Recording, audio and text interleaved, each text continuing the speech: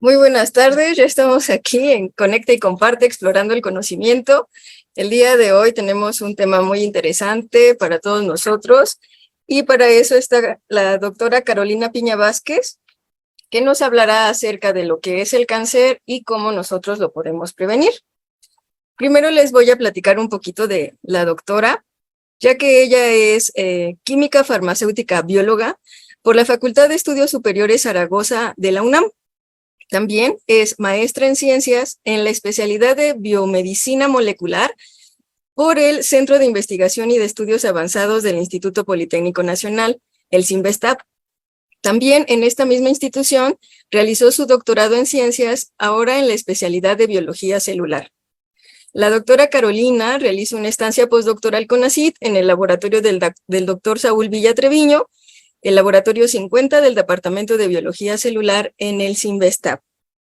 El proyecto que desarrolla la doctora se conoce como identificación de biomarcadores séricos asociados a metástasis durante la progresión del carcinoma hepatocelular en un nuevo modelo altamente metastásico. Le damos la bienvenida a la doctora y les recuerdo que pueden hacer sus preguntas respecto a lo que ella nos platique y nosotros al final de su presentación se las haremos llegar para que ella nos la pueda contestar. Bienvenida, doctora. Gracias por su tiempo en este espacio. Hola, buenas tardes a todos y muchas gracias, Mónica, y muchas gracias a Prometec por su invitación. Bueno, pues vamos a comenzar la plática, qué es el cáncer y cómo prevenirlo. Primero que nada, quisiera decirles que el cáncer es la segunda causa de muerte en el mundo. En el 2020 se atribuyeron a esta enfermedad 10,000 millones de defunciones, es decir, que una de cada 6 personas que fallecieron por cáncer. En México no es muy diferente. Hay que ocupar en el 2019 el tercer lugar como causa de muerte y el cuarto lugar en el 2020 causa del COVID. Y bueno, que uno de cada 6 de nosotros vayamos a morir de cáncer es suficiente razón para estudiar cáncer. Sin embargo, no es la única ni la más importante, ya que las células del cáncer rompen las reglas básicas del comportamiento celular en un organismo. Cuando estudiamos estas transgresiones que hacen las células del cáncer, nos pueden revelar precisamente cuáles son esas reglas básicas. Esto nos puede ayudar a diseñar tratamientos no solo contra el cáncer, sino contra muchas más enfermedades. De ahí la importancia de su estudio. Bueno, voy a dividir mi plática en 2 partes. El primero, les voy a explicar cómo es el cáncer y lo vamos a ver primero desde un punto de vista microevolutivo. Después un poco de prevención y tratamiento del cáncer en el presente y en el futuro. Okay. Una manera de estudiar el cáncer es verlo como un proceso microevolutivo. Esto es, considerar el cuerpo de un animal funciona como una sociedad, de todos son clones. Y el objetivo final es repetir el genoma que se encuentra dentro de las células germinales, es decir, los óvulos y los espermatozoides.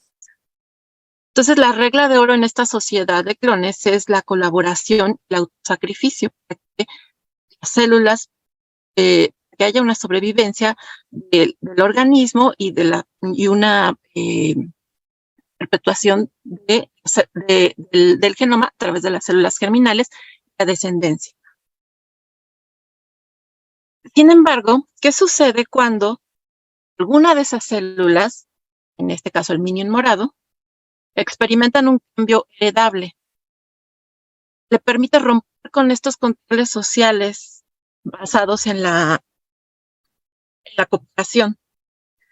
Esto le puede dar una ventaja selectiva sobre las otras células. Entonces podría, por ejemplo, crecer y multiplicarse más rápido o vivir más tiempo que sus vecinas. Cuando esta célula va dividiéndose, va multiplicándose, esto le permite además ir acumulando daños adicionales heredables. Esto le va a dar más ventajas y le va a permitir entonces prosperar a expensas de sus vecinos y esto que se disperse en el organismo, destruya toda la sociedad, ponga en riesgo la sobrevida de del organismo. Esto es el cáncer. Para que una célula se considere cancerosa, debe entonces de tener dos características principales. La primera, que sobrepase los controles de crecimiento y proliferación. O sea, dentro de esta sociedad es muy importante que las células solamente se crezcan y se dividan cuando es necesario.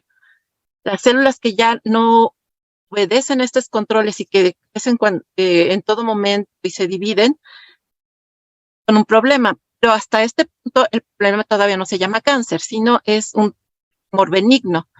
Este tipo de tumores, por ejemplo, los miomas o los lipomas, no son un problema porque las células que tengan este crecimiento siempre permanecerán, digamos que en el lugar de origen y nunca usarán un problema más allá de esto. Para que una célula se considere como cancerosa, debe de tener la segunda característica, debe ser capaz de invadir y colonizar otros tejidos. Esto se le denomina metástasis. Y bueno, este es un poco lo que está aquí en este diagrama, donde lo primero es un ducto de un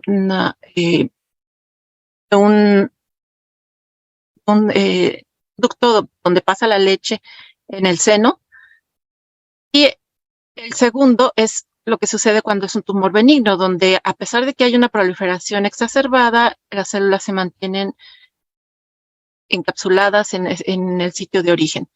Sin embargo, cuando ya es maligno, lo que sucede es que las células rompen esta línea amarilla que se le llama membrana basal, invaden los tejidos circundantes, después invaden vasos sanguíneos y después llegan a otros sitios distantes donde pueden establecer una metástasis. Entonces, para que nosotros lo llamemos cáncer, debe de cumplir ambas características. Diferentes tipos de cáncer. Hay una manera de nombrarlos que depende de sitio de origen. Por ejemplo, cuando el cáncer se origina a partir de células epiteliales, por ejemplo, las células epiteliales las de la piel, las que recubren el tracto gastrointestinal o el tracto respiratorio, se les llama células epiteliales, y cuando el cáncer deriva de ellas se denomina carcinoma. Cuando el cáncer se deriva de un tejido conectivo, es decir, el tejido de soporte de estas células, de muchas de estas células epiteliales, o a partir de células musculares, lo llamamos sarcoma. Cuando viene a partir de células blancas o las células del sistema inmune que se encuentran en la médula ósea o sus precursores, lo denominamos leucemia. Otro tipo de cáncer, pero este cáncer se le denomina sólido, a partir también de células del sistema inmune, se le denomina linfoma. Y a partir de ahí ya existen varios grupos menos diferentes y, por ejemplo, el sistema nervioso. Ahora bien, en el mundo, ¿cuáles son los cánceres más comunes y cuáles son los cánceres más mortales? Como podemos observar, aquí están los cánceres ordenados por mortalidad, que sería la barra roja, pero también podemos ver su incidencia o qué tan frecuente se presenta en lo que es la barra azul.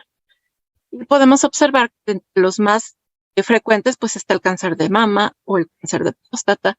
Sin embargo, no necesariamente son los más mortales. El más mortal es el cáncer de pulmón, aún el cáncer de mama, el cáncer de hígado, así sucesivamente.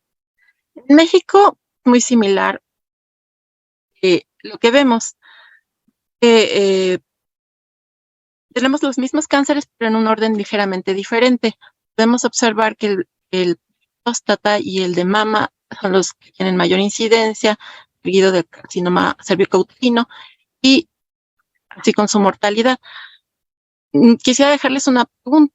¿Ustedes por qué creen que es diferente esta distribución entre incidencia y mortalidad en México comparados con el mundo? A ver si al final lo podemos resolver. Ahora bien, lo que sucede en el cáncer.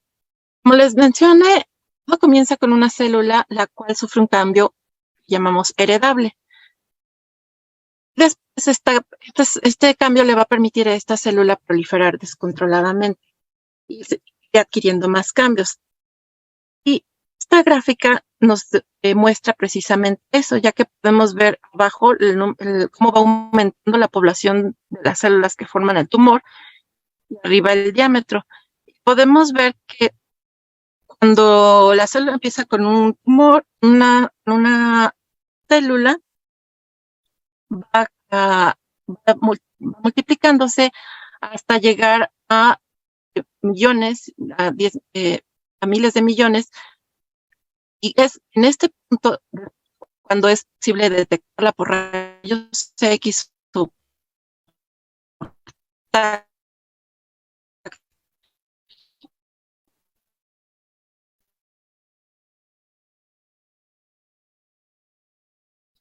y esto años de un lapso de mucho tiempo.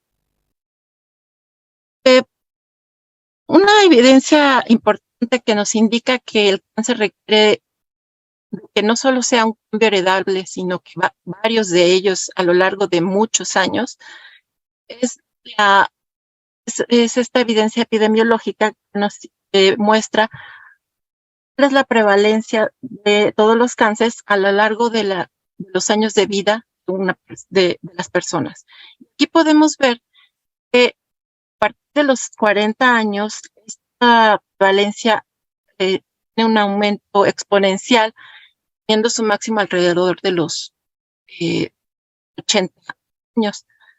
Y esto nos indica, digamos que si el cáncer fuera causado por una sola célula alterada con una sola alteración heredable, la prevalencia del cáncer sería igual a lo largo de toda la vida, porque tendríamos una línea recta en lugar de esta curva con máximos y mínimos.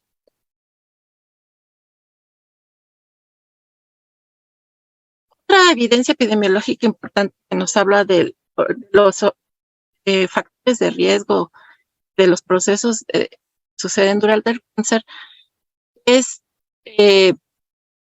lo que nos muestra esta gráfica, donde podemos ver graficada digamos que la cantidad de cigarros que se fumaban en Estados Unidos por año, y en el eje de las X vemos los años desde 1900 hasta el 2000. La cantidad de cigarros en azul, y en rojo vemos la cantidad de muertes por año por cáncer de pulmón. Y podemos ver que el incremento digamos, en los fumadores o en los cigarros fumados se dio de manera exponencial a partir de los años, no sé, 30, 40. Y después de los 80 comenzó el declive. Como 20 años después, precisamente, se observa el incremento en la muerte por cáncer de pulmón y después el declive. Esto nos dice dos cosas. Uno, que el cáncer surge a partir de células que van acumulando alteraciones. Esto puede suceder en el transcurso de, como ya nos decíamos, como décadas, en este caso 20 años. Y que cuando hay una causa específica externa, como en el caso de los fumadores, el cáncer de pulmón se desarrolla, o sea, es posible detectarlo hasta décadas. Este proceso entre el inicio de la exposición, digamos, al agente externo y el desarrollo del cáncer le denominamos progresión tumoral. Hay algunos ejemplos de cánceres sólidos en los que, por la facilidad de tomar las muestras, nos permiten ver lo que pasa con las células durante esta progresión. Este es el caso del carcinoma cervicouterino, donde aquí en el panel A les muestro un epitelio normal, tejido epitelial escamoso estratificado normal, donde aquí podemos ver, esta es la de las células epiteliales y la que los divide es la lámina basal, y parte de ellas podrán observar células son muy diferentes a las basales.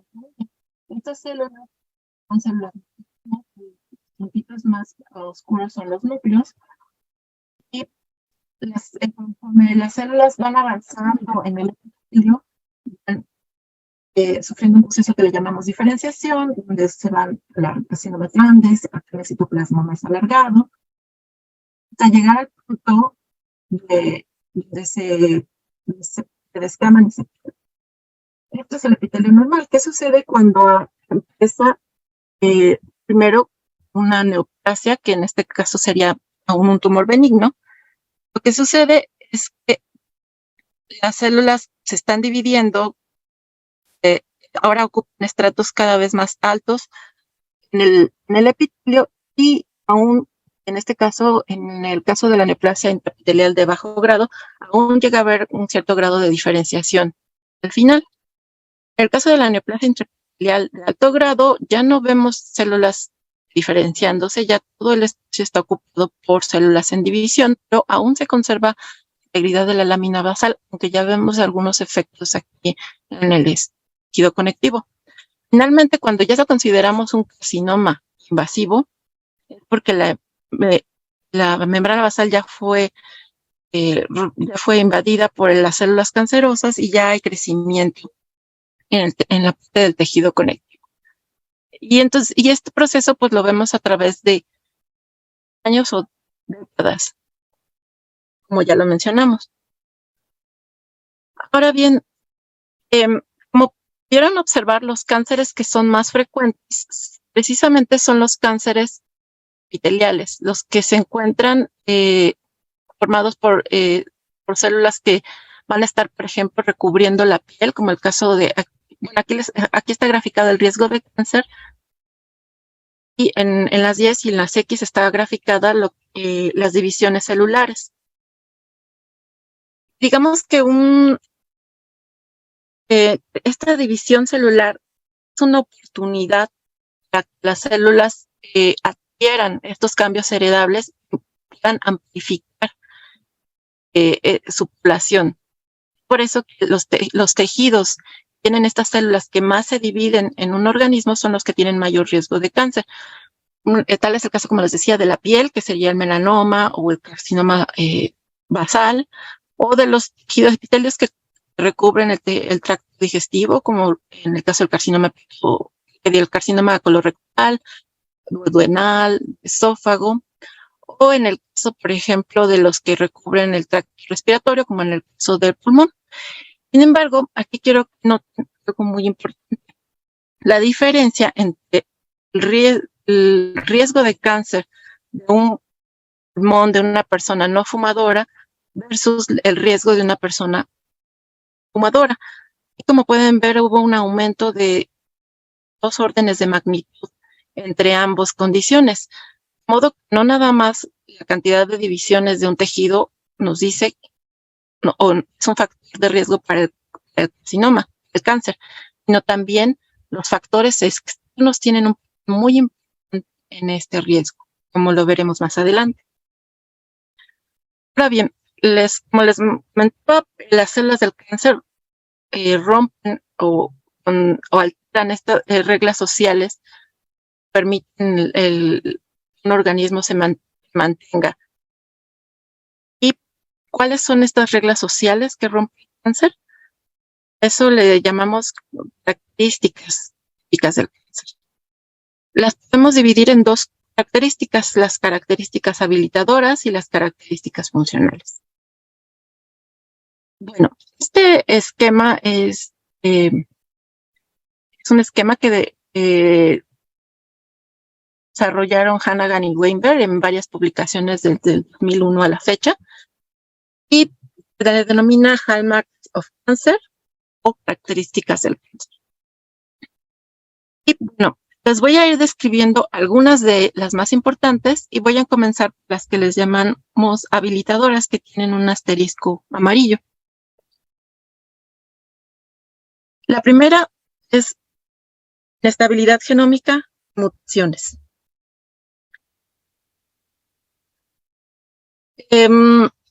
Muchos de nosotros hemos oído hablar de las mutaciones. ¿Qué es una mutación? Es un cambio. Digamos que el DNA es una secuencia de letras que corresponden a bases nucleotídicas, las cuales nos van a dar las instrucciones para ser un organismo. Ahora bien, ¿qué sucede cuando hay cambios en la secuencia de estas letras? Eso es una mutación. Bueno, bien sabemos que el DNA se encuentra organizado dentro de una célula que se va a dividir a manera de cromosomas, como los que tenemos aquí arriba. Entonces, es una prueba que se llama cariotipo, donde podemos observar los cromosomas, los 23 pares de cromosomas que encontramos en cada célula que está en división. Sucede en una célula cancerosa como el de cáncer de colon.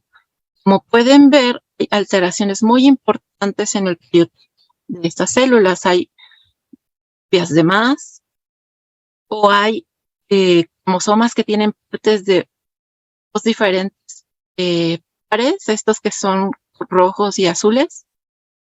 A esto se le llama translocaciones y así subsecuentemente. Este es un tipo de alteraciones que tiene el cáncer y el otro tipo que no se puede ver fácilmente a simple vista son alteraciones o mutaciones que son ya muy pequeñas a nivel de nucleótidos y de todos modos están ahí. Y este tipo de alteraciones permite, digamos que a esto se le denomina estabilidad genómica. Esto significa que las células del cáncer están, digamos que no tienen la capacidad de reparar el daño a su DNA, entonces progresivamente siguen acumulando este daño. Esto les da la flexibilidad de ir alterando, de ir ganando estos cambios heredables. Van a permitir las siguientes características del cáncer. Otro cambio heredable es los cambios o reprogramación epigenética. Esta palabra es un poco más relativamente nueva. Eso quería explicarles un poco qué es la epigenética. La epigenética son cambios, epigenética son, digamos que es una manera de regular la expresión de lo que está codificado en el DNA. El DNA que tenemos en una célula, si lo estiráramos, serían 2 metros de longitud. Es por eso que no puede estar lineal en una célula, sino que necesita estar de manera muy compacta para que quepa dentro de un núcleo o dentro de un cromosoma. Y para ello necesita otras proteínas, se le denominan histonas, para lograr este nivel de empaquetamiento hasta convertirse en un cromosoma. Sin embargo, este tipo de organización del DNA no nada más tiene la función de ser estructural, sino también modificaciones químicas dentro de estas histonas o dentro del DNA nos permiten también cerrar el DNA de manera que no pueda ser transcrito, es decir, leída su información para que pueda después traducirse esta lectura en una función. Por esto que a este tipo de regulación a través de la estructura del DNA, a través de la estructura del DNA se le llama regulación epigenética. Y algo muy importante en la regulación epigenética es que es mucho más sensible a ser alterada por efectos ambientales. Es decir, incluso efectos como la edad, la inflamación, o por ejemplo, químicos. Todo eso es capaz de producir alteraciones epigenéticas, las cuales son heredables, las cuales después pueden promover las otras características funcionales del cáncer. Dentro de estas características habilitadoras están también los microbiomas polimórficos. Ustedes saben que en el intestino habitan una gran cantidad de microorganismos, bacterias, usuarios, incluso virus, hongos, con los cuales vivimos en una persona sana, digamos que vivimos en ellos hasta llegar a una homeostasis. Y bueno, también pero también en la mucosa oral, en el tracto respiratorio, en el tracto vaginal, en la piel misma, también existen estos microorganismos y les llamamos microbiomas. Y estos microorganismos pueden causar, así como tener efectos benéficos en nuestra salud. Si este microbioma se ve alterado, también puede tener efectos judiciales.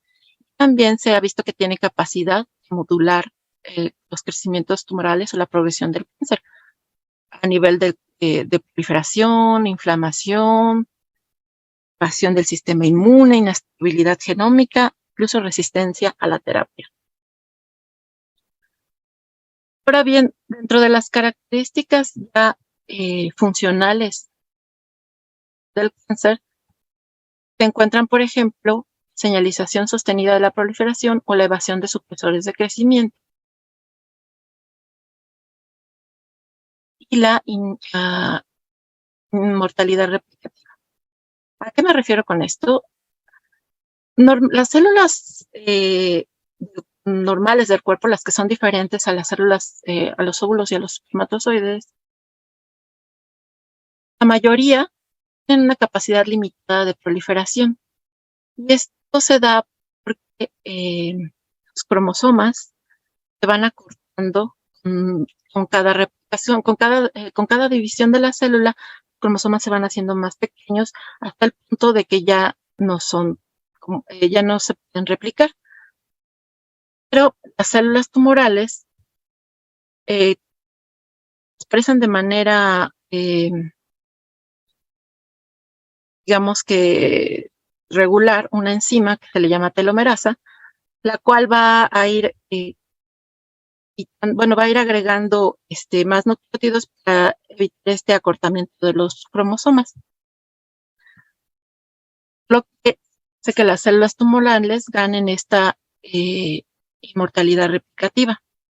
Y eso lo podemos ver claramente en las células que cultivamos in vitro. Esta es una caja de Petri donde tenemos unas células, digamos, normales, y las cuales, cuando llegan a estar en una nota, a formar un tap celular en la caja, van a ser incapaces de seguirse dividiendo. Esto es porque ya tienen la inhibición de las células en cultivo. Sin embargo, cuando una célula es tumoral, en este caso le podemos ejercer algún cambio sobre estas células normales para volverlas tumoral, pierden esta capacidad de inhibirse su proliferación y empiezan a multiplicarse descontroladamente, como lo podemos ver aquí. Ya no respetan la monocapa, sino que se crecen en montañitas.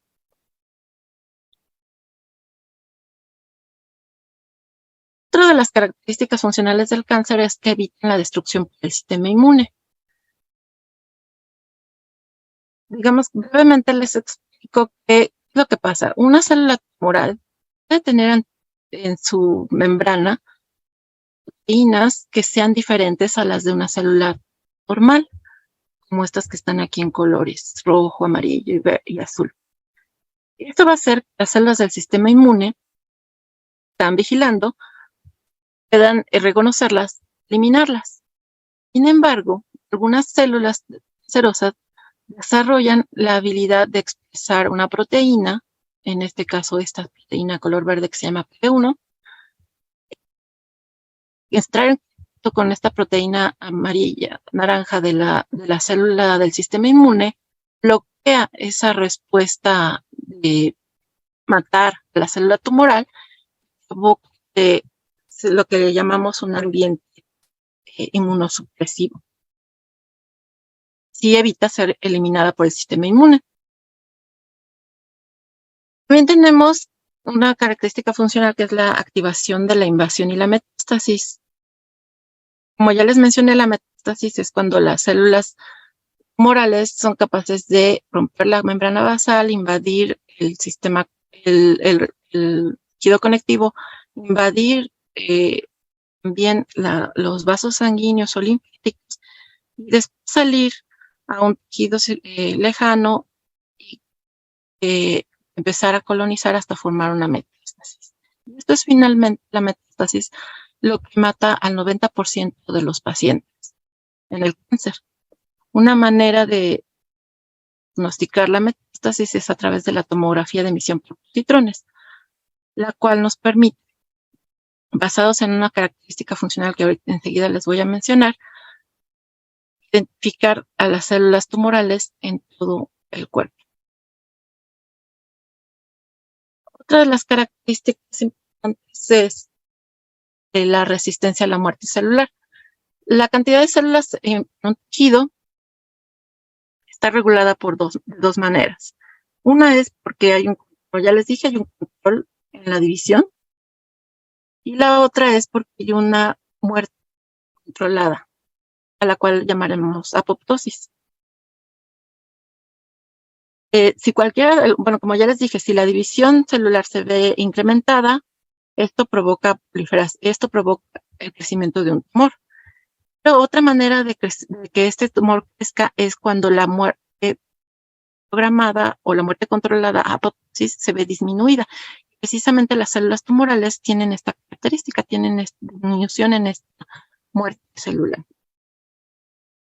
Otra de las características es es una desregulación en el metabolismo celular. Las células de un tejido normal, como ya sabemos, utilizan a la glucosa como fuente de energía a través de varios procesos, y lo que se produce principalmente es energía, agua y CO2. ¿Qué sucede cuando una célula es tumoral? Lo que sucede es que se va a ver incrementada significativamente esta captación de glucosa, es decir, las células tumorales requieren de mucha más glucosa que una célula normal para producir energía, por un lado, pero también para producir bloques de construcción para formar células nuevas. Acordémonos que estas células están creciendo y dividiéndose de una manera exacerbada. Y este tipo de cambio en el metabolismo de la glucosa le denomina efecto Warburg y es característico de las células tumorales. Es precisamente lo que nos permite hacer este tipo de imágenes, ya que lo que se hace es darles un análogo radioactivo de la glucosa a las células, de manera que en unos rayos X especiales, que es la tomografía por emisión por positrones, podemos observar cuáles son las células que están radiactivas. Y esto quiere decir que están utilizando la glucosa de manera exacerbada.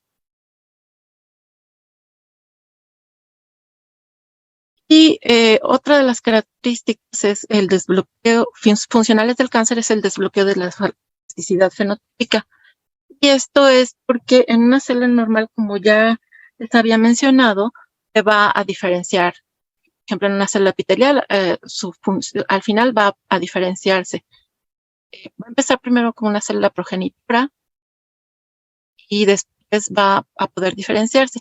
Sin embargo, en el cáncer esto no va a suceder. Va a haber un proceso o de desdiferenciación o de bloqueo de la desdiferenciación o procesos más complejos como la transdiferenciación. Esto le va a permitir a la célula tumoral conservar ciertas características de la célula progenitora, como lo son la proliferación o la inmortalidad replicativa, algunas de las que ya observamos, lo cual es muy importante para la célula tumoral.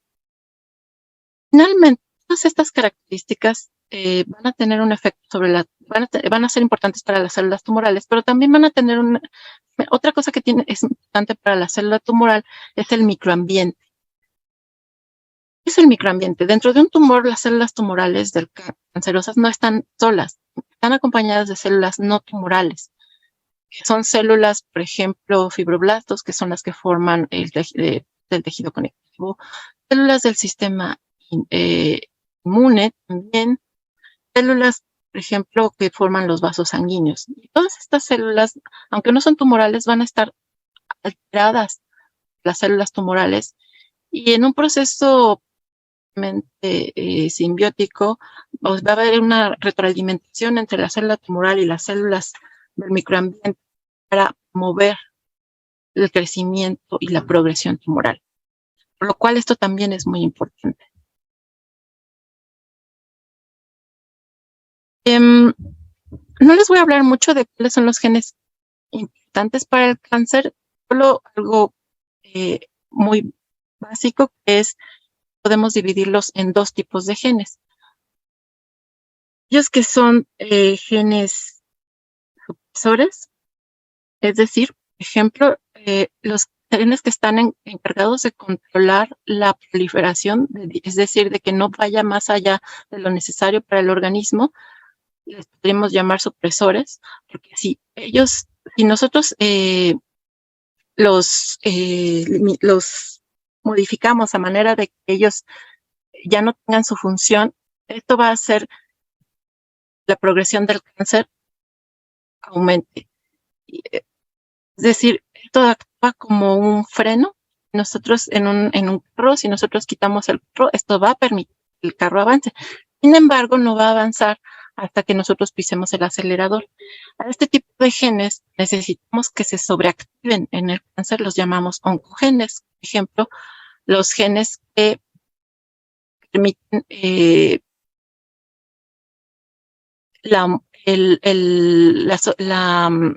la supresión del sistema inmune. Estos necesitamos que estén activados para que permitan el desarrollo del cáncer. De manera que, bueno, necesitamos de ambos tipos de genes, tanto la sobreactivación de los oncogenes como la inhibición de los supresores. Voy a adelantarme un poquito acá, ya para entrar a la parte de prevención y tratamiento del cáncer.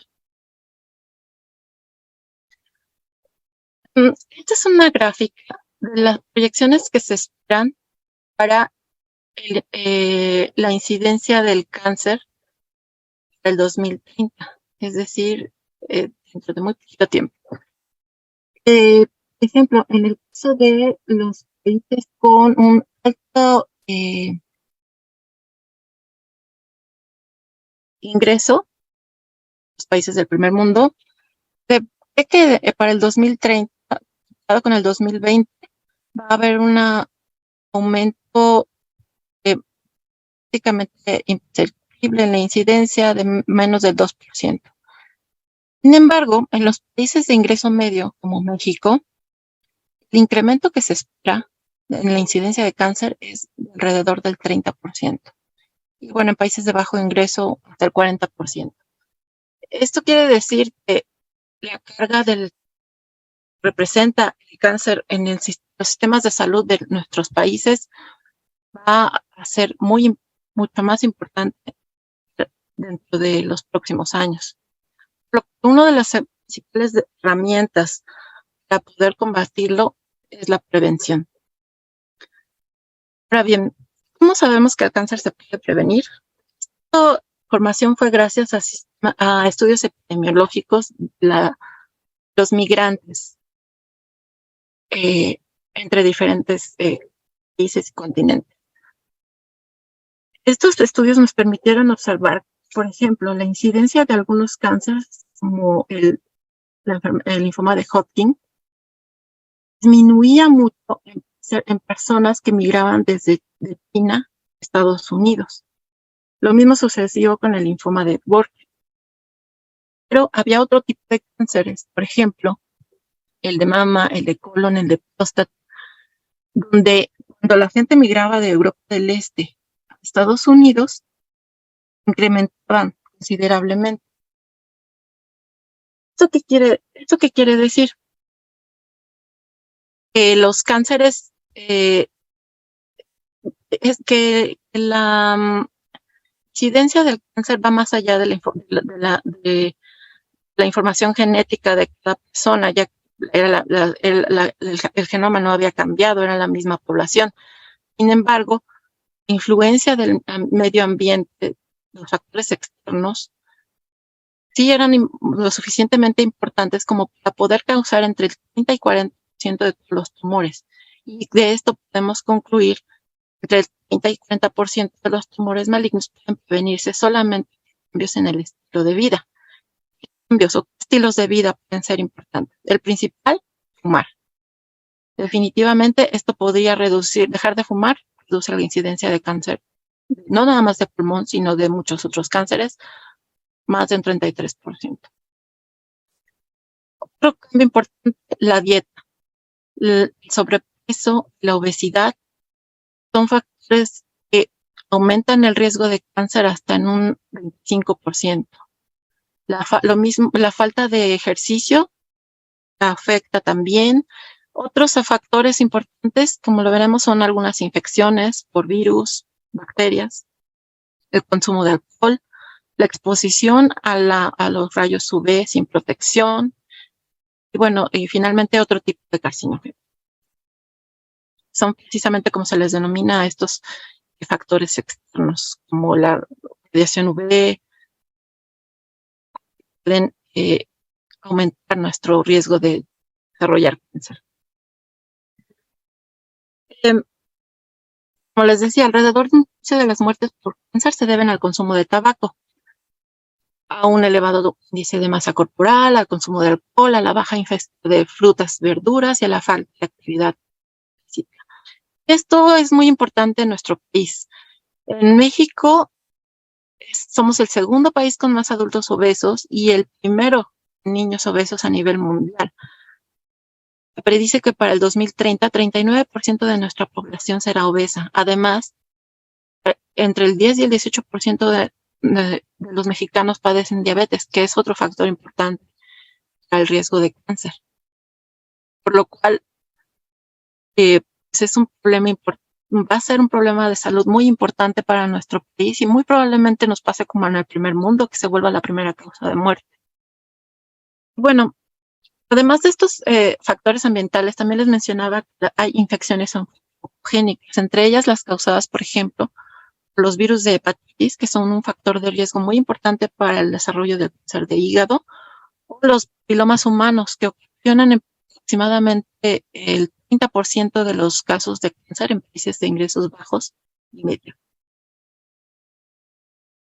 Algunas de estas infecciones oncogénicas es las causadas por el virus, por ejemplo, por el virus del papiloma, que puede causar las verrugas, que pueden ser benignas, pero también puede causar carcinoma de útero. Bueno, de manera importante, vemos que existen vacunas contra estos virus. Sin embargo, desafortunadamente, en nuestro país se aplican de manera gratuita únicamente a niñas menores de 12 años. Sin embargo, muchas mujeres adultas podrían beneficiarse aún de esta de medida preventiva para no desarrollar carcinoma de cervicouterino. Otras infecciones oncogénicas son, como les decía, las causadas por los virus de hepatitis B, hepatitis C, que son factores de riesgo para carcinoma hepatocelular, y otras infecciones son por los virus de Epstein-Barr, que causan linfoma de Burkitt, o virus como, por ejemplo, el caso del virus de la inmunodeficiencia o HIV, es un caso especial porque no directamente es una infección oncogénica, sino que favorece la infección oncogénica de otro virus, de un virus que sí es oncogénico, el virus del sarcoma de Kaposi. Esto por decir algunos casos.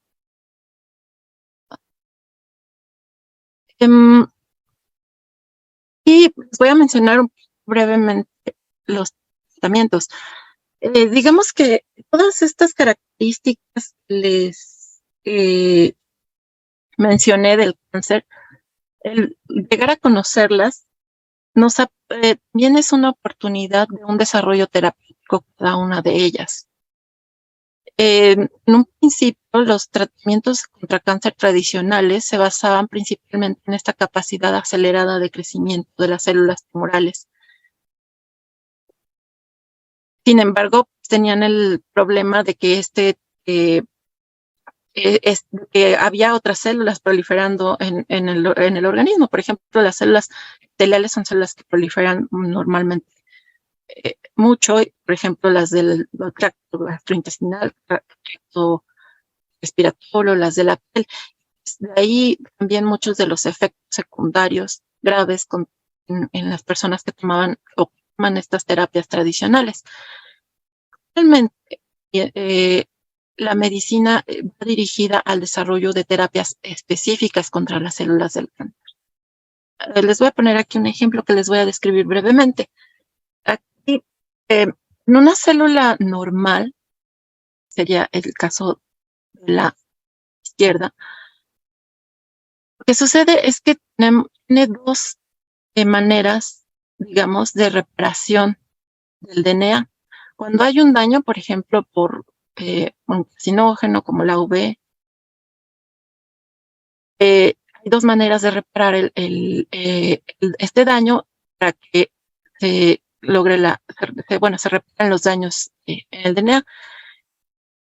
Sin embargo, en una célula tumoral, por ejemplo, en aquellas que tienen defectos en los genes BRCA1, BRCA2, que son que están presentes en las células de cáncer de mama, lo que sucede es que ya perdieron uno de estos sistemas de reparación, que sería el sistema 2.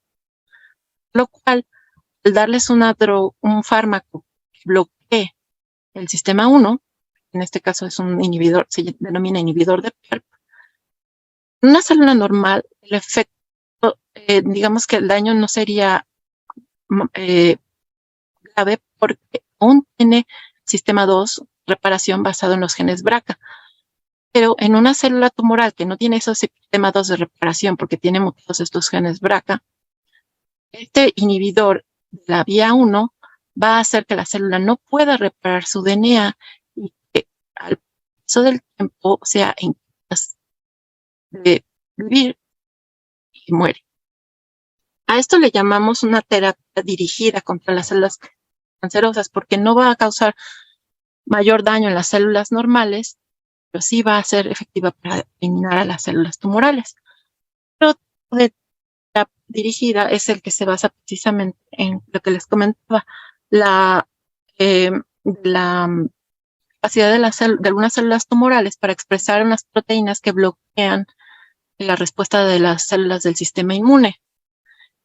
Y una terapia dirigida es la administración de anticuerpos que precisamente bloquean este reconocimiento de la proteína PD1 por las células del sistema inmune, de manera que ya no está, que se bloquea esta inmunosupresión y se permite la destrucción de la célula tumoral. Este es otro ejemplo de terapia dirigida. Finalmente, algo importante en la terapia del cáncer es el desarrollo de la drogoresistencia de las células tumorales. Esto es, si uno primero trata a un tumor con una droga, con un fármaco A, y hay algunas células que sobreviven, logran desarrollar resistencia a este fármaco A, vuelven a crecer y entonces ahora la opción sería tratarlas con el fármaco B. Sin embargo, estas células ya son resistentes ahora tanto el fármaco B como el fármaco A, ya no van a poder ser tratadas con muchas otras opciones, por lo cual van a seguir creciendo y a provocar la muerte del paciente, por lo cual es importante hacer tratamientos simultáneos con varios fármacos para evitar precisamente el desarrollo de la resistencia. Digamos que esto es lo que actualmente se está utilizando en medicina y viene de mucho la medicina hacia la parte de la personalización. Es decir, ahora vamos a tomar un tumor, una biopsia, van a analizar cuáles son precisamente los cambios a nivel de secuencia del DNA a través de sus mutaciones o también a nivel epigenético, y de ese modo pueden saber exactamente a esas células tumorales cuáles son las terapias más adecuadas para eliminarlas. Claro que esto va a ser diferente para cada paciente, por lo cual se necesita este desarrollo de una medicina personalizada. Sin embargo, es algo que es muy costoso y que por lo menos a nivel público en nuestro país es utilizado únicamente en los centros de concentración como el INCAN o en hospitales privados. Todo eso es lo que está tendiendo a desarrollarse en la medicina actualmente. Finalmente, para llevar a casa, quiero mencionarles 3 cosas. Uno, la manera más efectiva de luchar contra el cáncer es la reducción de los casos nuevos, es decir, lo que le llamamos la prevención primaria. Por ejemplo, lo que les mencionaba de no fumar, no conservar un peso saludable, hacer ejercicio, ponerse bloqueador solar, etcétera. Segundo sería identificar casos de manera temprana. A eso se le llama prevención secundaria. La razón por la que en los países de primer mundo, por ejemplo, el carcinoma cervicuterino o el carcinoma de mama no son tan frecuentes no son tan mortales como lo son en los países de tercer mundo, como el nuestro, es porque ahí los campañas de diagnósticos no son muy efectivas. Cuando es posible detectar un cáncer de manera temprana, también es posible que los tratamientos sean más eficientes. Y eso es lo que sucede con el cáncer de mama y con el cáncer de cervicuterino cuando son tratados de manera temprana. Y en tercer lugar, mejorar la atención del cáncer, la sobrevida a través del tratamiento personalizado o lo que le llamamos prevención terciaria. Y con esto terminaría mi plática.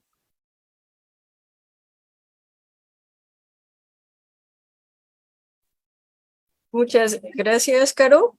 Creo que en este momento hemos aprendido muchísimo acerca de lo que es el cáncer y cómo o por qué es en cierta medida, pues, complejo su análisis, su estudio y sobre todo los tratamientos. Tenemos aquí algunos comentarios. Les recuerdo al público que pues puede hacer en este momento sus preguntas. Aprovechen que tenemos aquí a la doctora para que pueda resolver todas sus dudas en este momento. Y bueno, hay un comentario de Uri Hernández que dice que es muy buena la charla, le gustó mucho. A Edith Salinas le recordamos que pues estamos en vivo y pues luego tenemos algún tipo de fallas técnicas porque ella nos mencionaba que el audio se estaba cortando un poquito al inicio de la presentación, pero pues sabemos que eso ocurre en diferentes momentos. La misma Edith puso una carita de susto cuando hablabas de lo que hemos aprendido con la gente que migra en general y cómo pues sus índices del desarrollo de ciertos tipos de cáncer incrementa simplemente con el cambio del medio ambiente. Abril Muñoz nos dice muchas gracias por la charla, muy interesante, y prevenir como comunidad es muy valioso. Esperamos a que lleguen más de sus preguntas en este momento del público. Y bueno, no sé si nos quieras platicar más acerca justo de las cuestiones de prevención del cáncer. ¿Qué podemos hacer nosotros, además de lo que ya has mencionado? No sé si quieres ahondar más en ello. Bueno, dentro de estos factores ambientales a los que están expuestos las poblaciones cuando migran, uno de los más importantes es la alimentación. O sea, es muy diferente la dieta occidental a la dieta de sus países de origen. Eso es la cantidad exacerbada de alimentos ultraprocesados. Todo un alimento entre más procesado está, más riesgos lleva a la salud, no nada más la generación de cáncer, sino también sobrepeso y obesidad, ¿no? Entonces yo creo que lo que tenemos que hacer pues, es cuidar nuestra alimentación, cuidar de no consumir tantos alimentos ultraprocesados, más alimentos naturales, más frutas, más verduras. Eso es muy importante.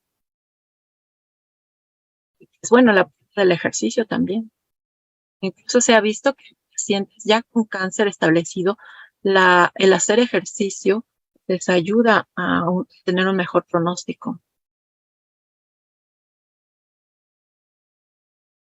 Esa es una parte primordial, ¿no?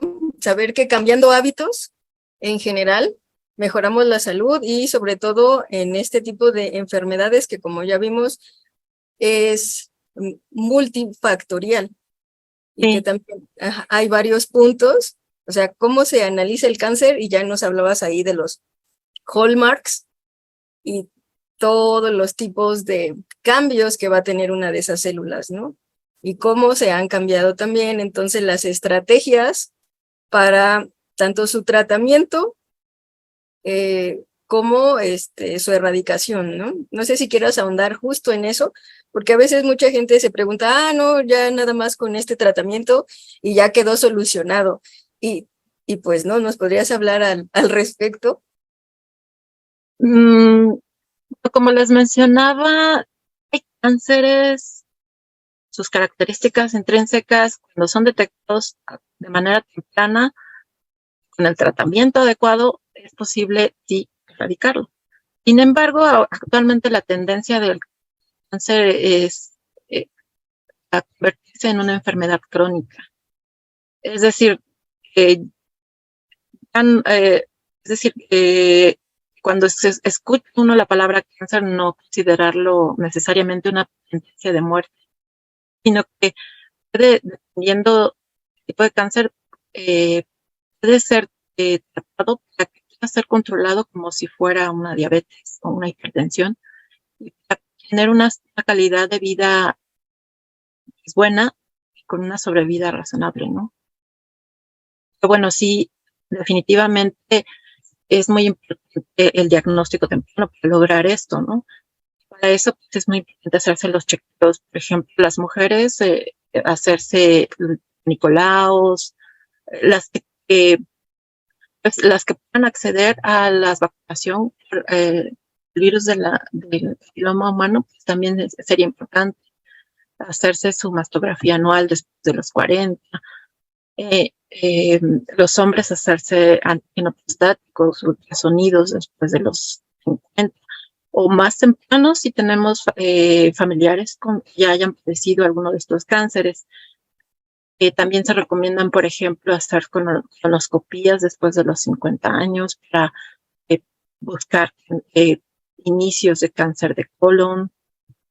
O sea, todas estas cosas vamos a hacer para disminuir nuestro riesgo de cáncer o detectarlos para que puedan ser operables o manejables como una enfermedad crónica.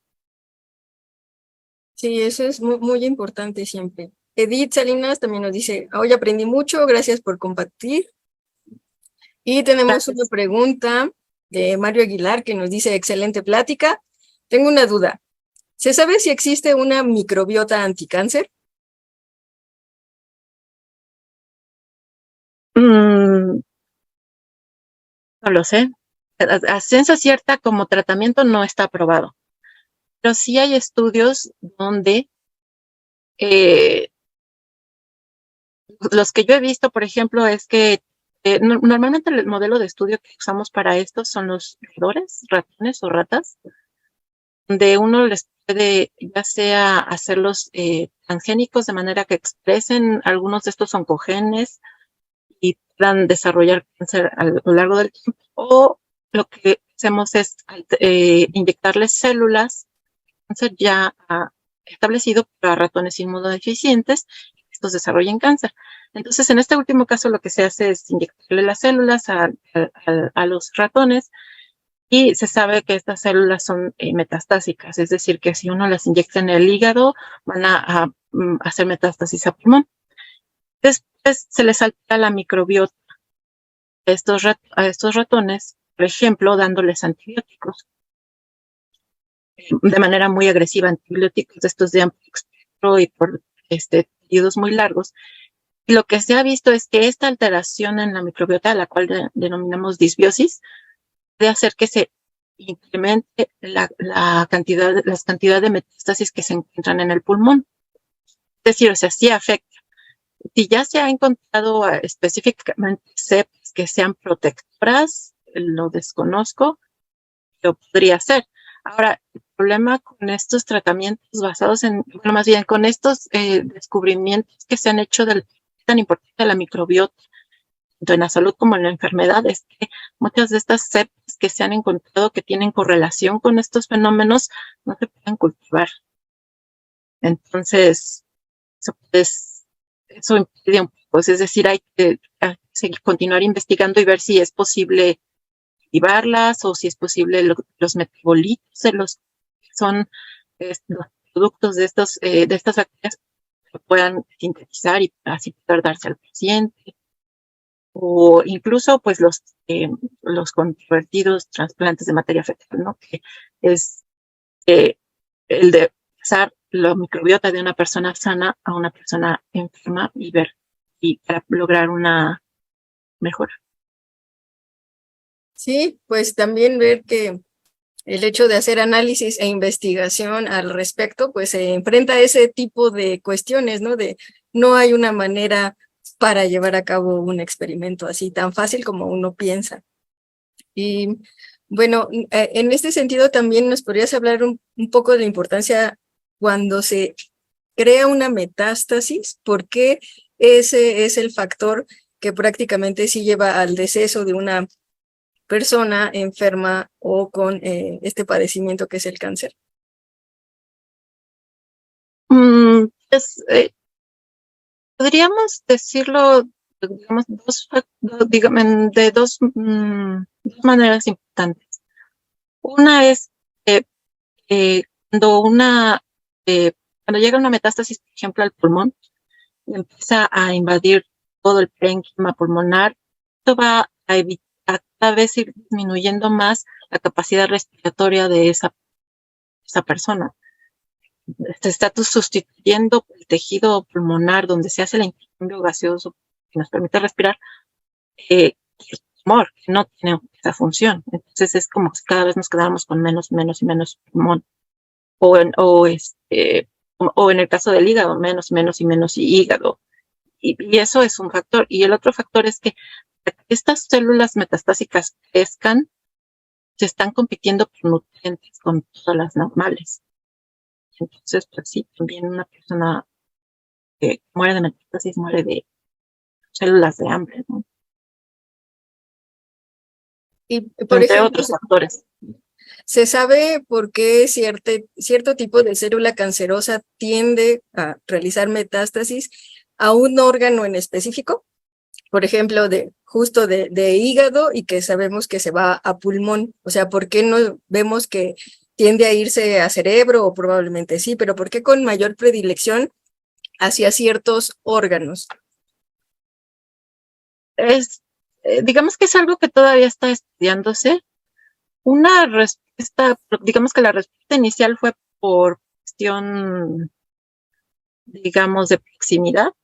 Por ejemplo, el cáncer de hígado metastatiza muy frecuentemente a pulmón.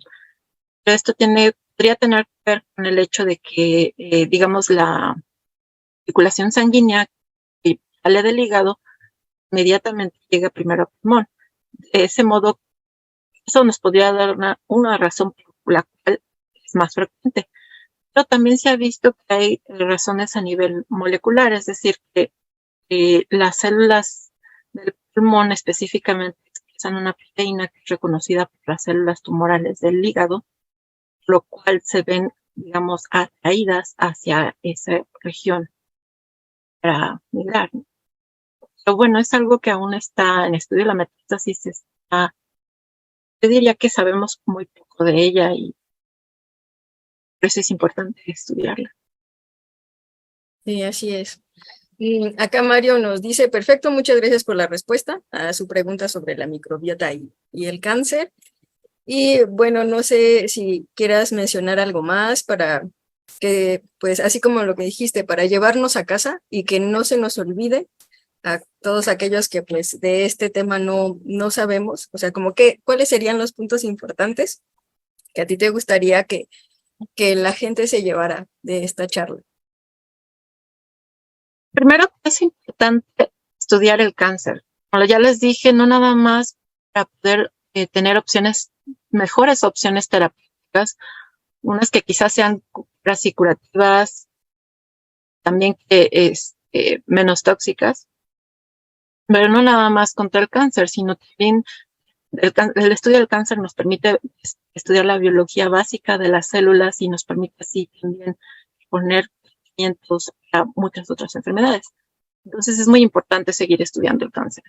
La otra es que también existen muchas cosas que podemos hacer nosotros para evitar, disminuir el riesgo que tenemos de desarrollar cáncer. A disminuir el riesgo y también para diagnosticarlo temprano y poder tener un mejor pronóstico, una mejor calidad de vida. Muchísimas gracias, doctora. Agradecemos mucho su presencia en este espacio. A nombre de Prometea X, muy pronto recibirá su correo una constancia de su participación en este evento. Les recuerdo a los que nos están viendo que todavía pueden hacer sus preguntas. Nosotros se las haremos llegar a la doctora para que ella les pueda dar una respuesta más amplia a todas sus inquietudes. Y les recuerdo que el próximo jueves a las 6 de la tarde tendremos una siguiente charla, ahora con la doctora Marlene González Montiel, que nos va a hablar sobre el magnetismo, un fenómeno sin análogo clásico. También les recuerdo que pueden revisar estas charlas en el canal de YouTube para que pues las puedan volver a ver y todas las anteriores y sobre todo esta que yo creo que es de mucho interés para todos nosotros. Muchas gracias, doctora, y esperamos tenerla nuevamente en este espacio. Gracias por invitarme. Hasta luego. Hasta luego. Bye.